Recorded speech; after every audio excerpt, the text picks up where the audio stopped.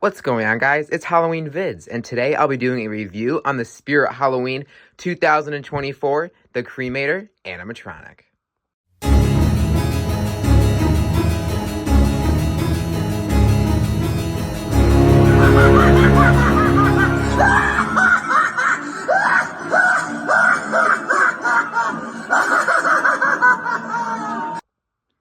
Alright, well, without further ado, let's get right into the review.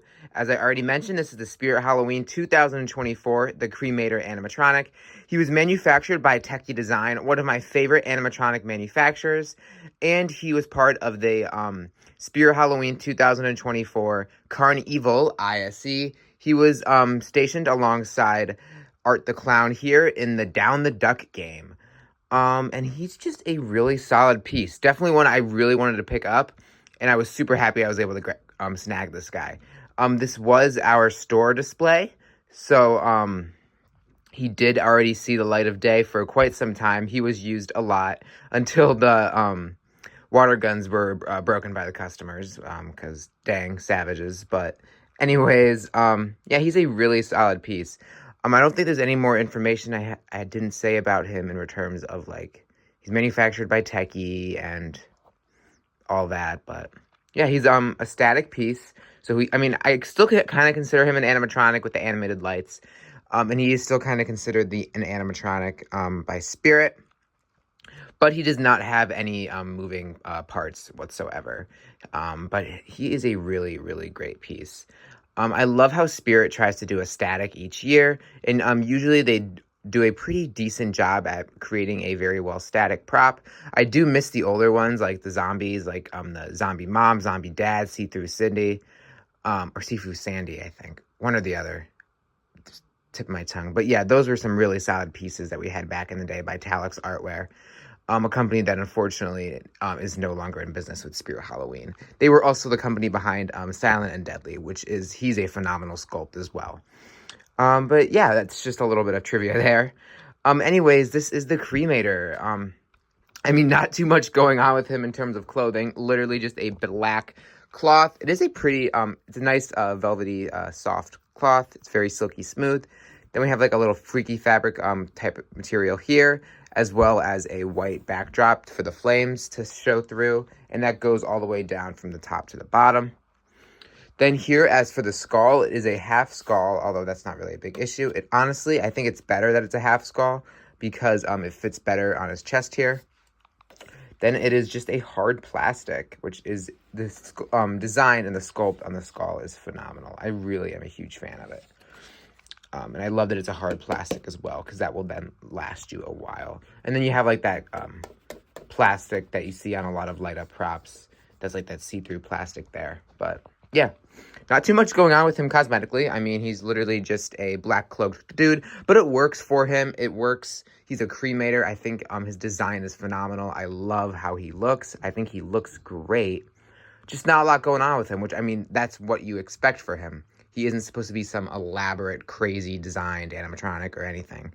He's just supposed to be a simple cremator, which I think was done very effectively. But as for his build is phenomenal. Techie Design has really shown improvements within the recent decade.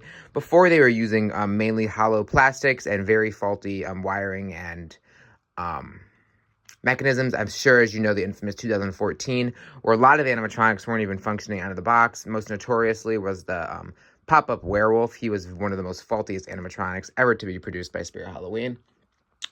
But yeah. They really have improved. He is now a metal frame with a very sturdy control box.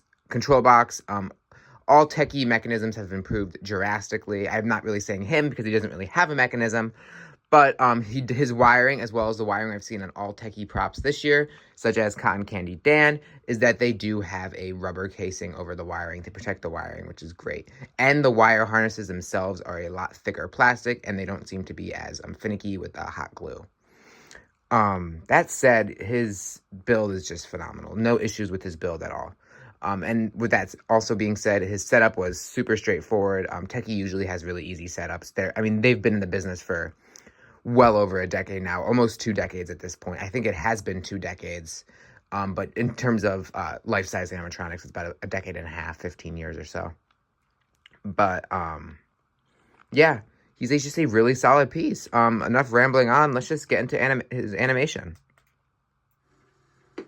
Step into the shadows with me, mortal, where the boundary between life and death blurs, and the night holds its breath for you.